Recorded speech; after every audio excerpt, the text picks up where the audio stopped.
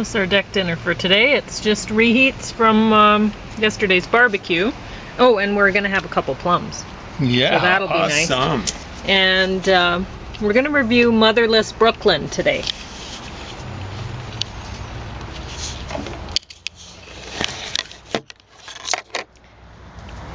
Now, it was something that I put on hold quite a while ago, and I was really looking forward to seeing it because I'd noticed the previews, and Edward Norton did a great job. So I went into it expecting better than what I got out of it, but it was still a great movie. It was just not.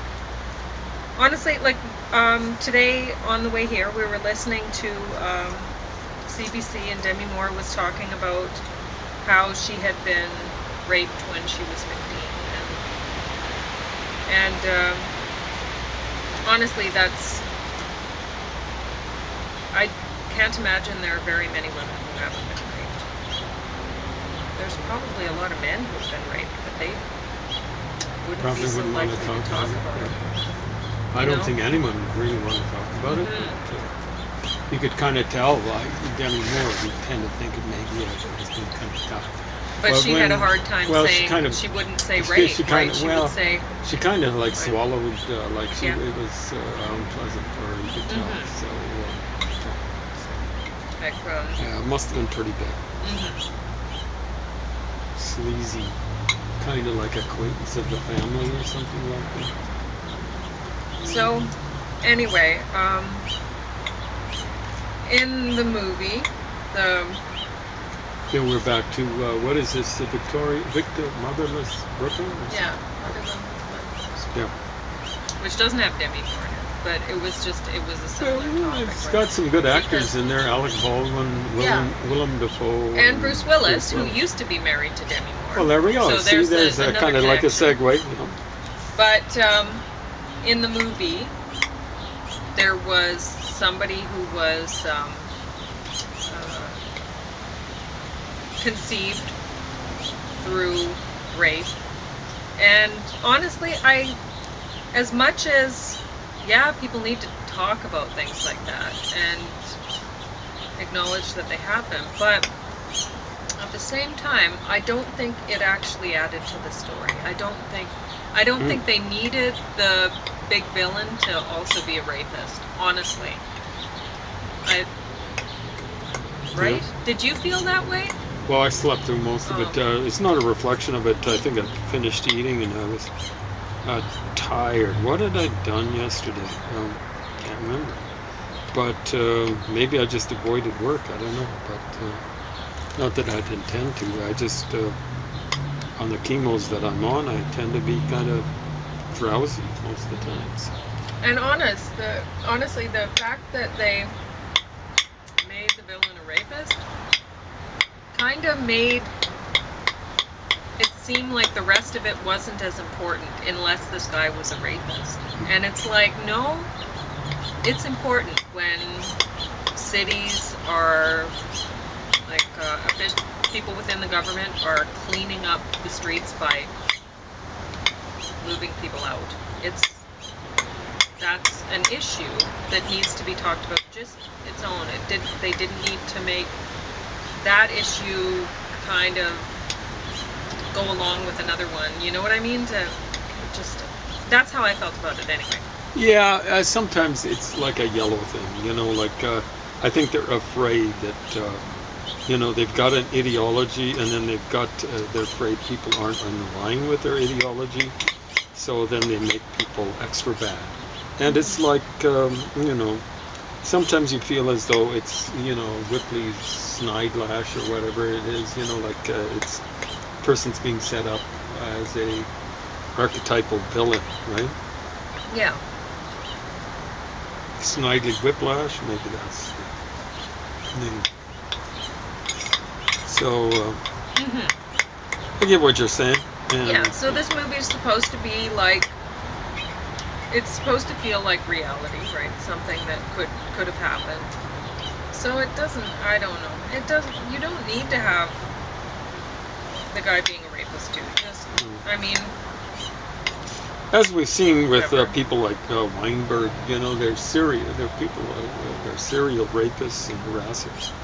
Like Trump looks as though he's a seriously serial harasser at the very least. And Yeah. I don't know what all he's been involved in.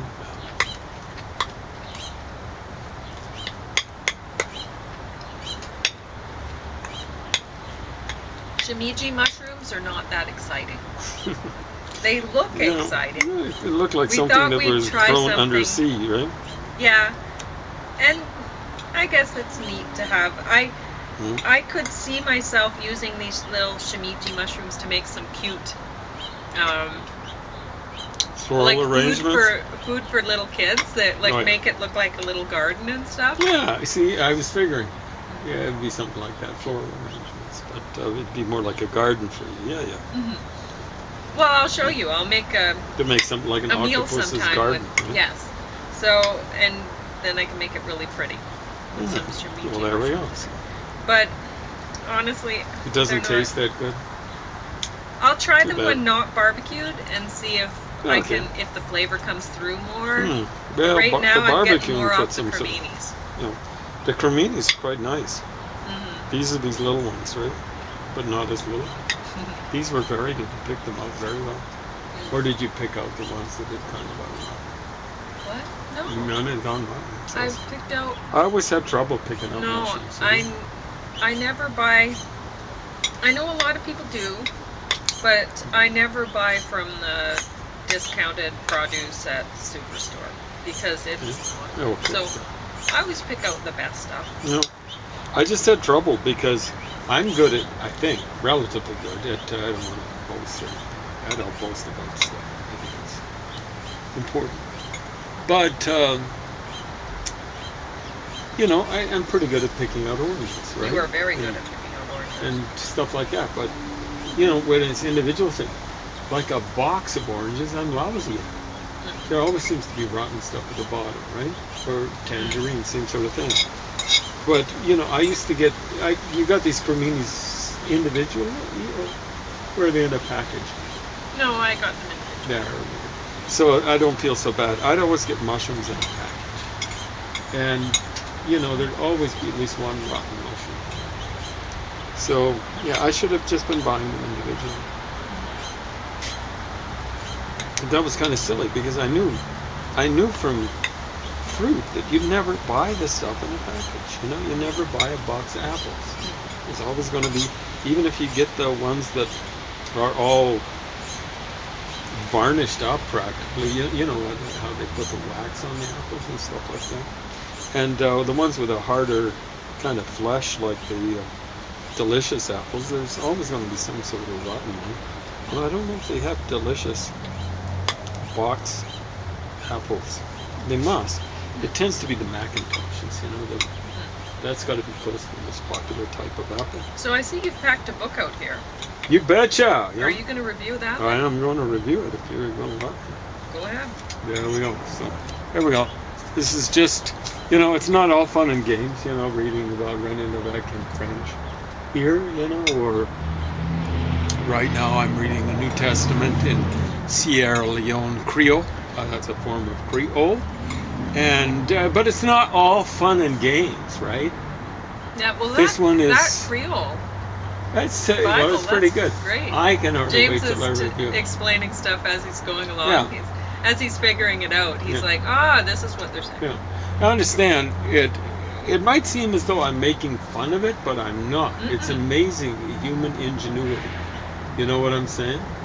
And these languages, I think, are as legitimate as any other language. Although Creoles are considered kind of like not real.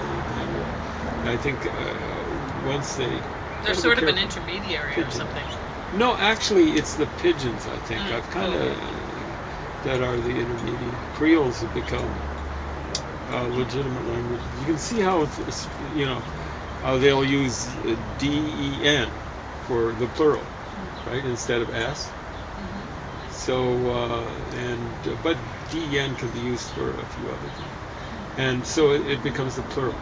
And like na can be in the, something like that, or in, or it can be is. Isn't that amazing? And you go, how do you tell? And in can be either apostrophe s or in. Again, that's kind of confusing, but it's like apostrophe s. They don't use apostrophe s. They use this in. So it's there are certain consistencies and things like that. The big trouble is when they put na in together, then it is then. Yeah. I can tell because they'll have when, ba ba ba ba, na in. No, well, it's really interesting. Yeah. I mean, because I wouldn't have even thought about languages in the same way before I met you. I would have thought them as like little islands, like distinctive. And then with you, though, you've explained, well, this is how that, this came from this and whatever. And so I can see that with the Creole, why not accept them as individual languages on their own? Because, I mean, really, this is just an example of how, a modern example of how languages became distinctive in different places, right? How I want to know how far these things date back, and I want to know how much slaves were introduced to these things, or whether Creoles were used in the New World. Because what black kind of use would have something, or African American, is that the buzzword now?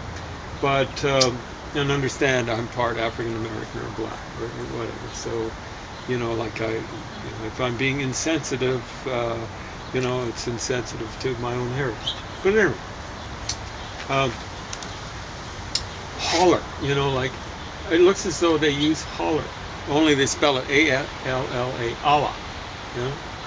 So that was something that I thought of as modern African, like Ebonics or something like that, right?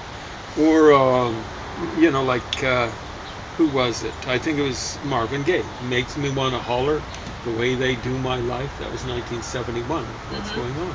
And I was going, wow, that's funny, because I thought it was just from Southern usage, Southern white usage.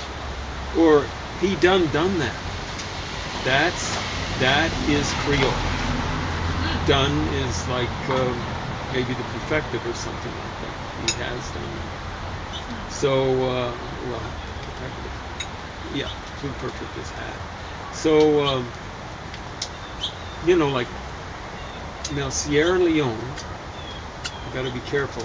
No, that's not Liberia, where they've got people coming back from the United States, like freed slaves or stuff like that. So I don't know what's happening there. Whether they've been already introduced to white colonialism or stuff like that, and then they're brought over as slaves and stuff like that. It's weird. I want to investigate, because there's lots of things like that. It's not just the two examples that are drawn up there, where again the pronunciation, like boining, like Creedence Clearwater Revival. What is this? Big wheels keep on toning in. Trying to sound black, and they don't quite say that in the Creole, but they say tone it. They drop the R out and stuff like that. So I'm wondering, so that's pronunciation and stuff like that. A little bit different, but somewhat similar. Anyway, this is, it's not all fun and games. It's Julian Huxley. And it comes from that Huxley family. I think it was a T.H. Huxley. And, I don't know who all. So they were originally, one of them was a big supporter of evolutionary theory, and maybe too much of a supporter of people like Galton, Francis Galton, who was looked to be a racist. Anyway, biological aspects of cancer, very short volume, and I'm going to make a confession. I've only read 90% of it. Now I'll give you an update on it. So I haven't read the last 16 pages. I read 160 pages. But, so this is just a preliminary sort of thing. But what I haven't covered is about 3 pages of index and 13 pages of the bibliography. So I've read the, I've read the actual body of it, but it's actually pretty good. You know, like it does things. You know, covers plant cancers and cancers of mushrooms, God. fungi, and stuff like that. Pesky. Yeah, he sees that color. But maybe that's more bees that do it. I don't think wasps go after flowers. I think the news has got out that we have food out here every so occasionally. Yeah, Hey, yeah. You know, it's on the wasp phone line, you know? Well, we're not going to have food out here for much longer, I don't think. Well, you know, I think autumn's going to hit. So. In some ways, it kind of has. It's gotten windier. I think we're going to stop doing the blog posts. Well, the trouble is getting this stuff uploaded or downloaded or whatever. Upload. Just for a while. Until they get COVID under control. Yeah, so it might be a couple more years. Might be. So we'll see what's happening. You know, my main concern is we tend to go to the university. I don't know how much and how efficiently they're going to open up the university during the regular semester. I'm afraid the Alberta government might get involved. And they're really slimy. Jason Kennedy, if you're watching,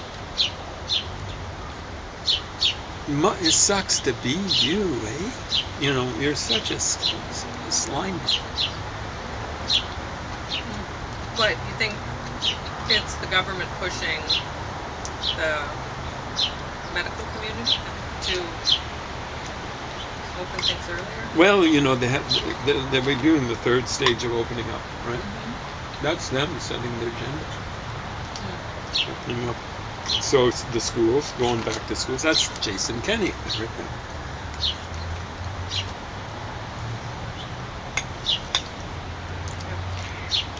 You're a slime bucket, Jason. Well, I mean, they keep Jason Kennedy, something like that. They have to keep getting the amiables out there working, or the whole system falls down. Falls apart. But the thing is it's very short-sighted. Because if you get the amiables out working during a pandemic and they die, it all falls apart. Yeah. Then it's going to be up to you, Jason, you lazy lout. Well, no, it's not.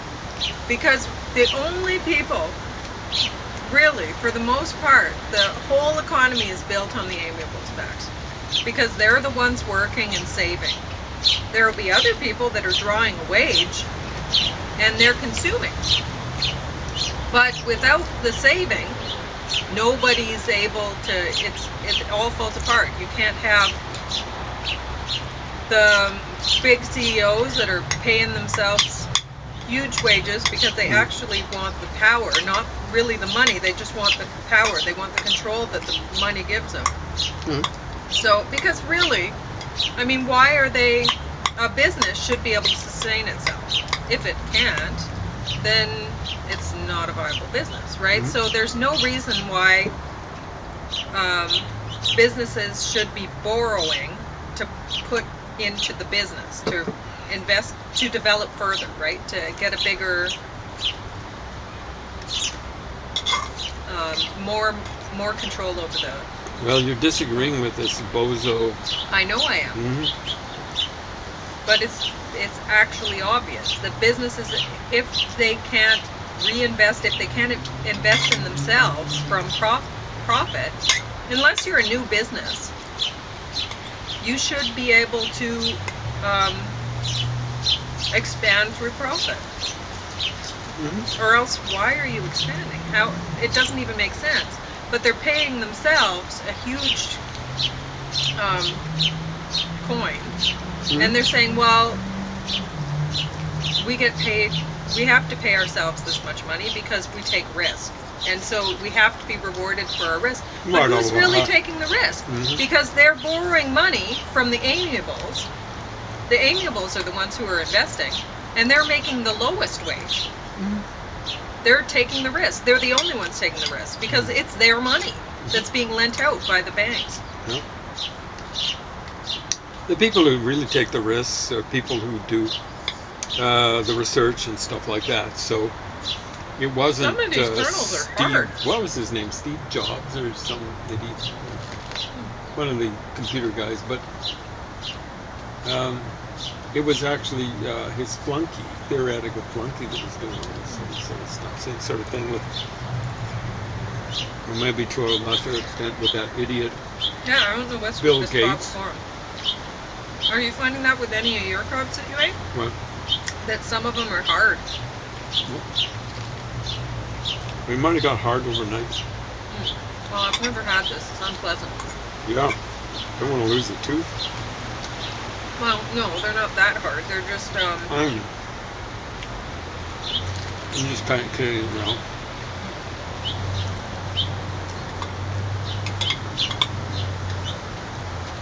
But yeah, I think business should grow organically. I don't believe in borrowing money. What happens is they'll underpay the people that they borrowed from, right? Mm-hmm. Well, that's exactly what happened. Mm-hmm. So,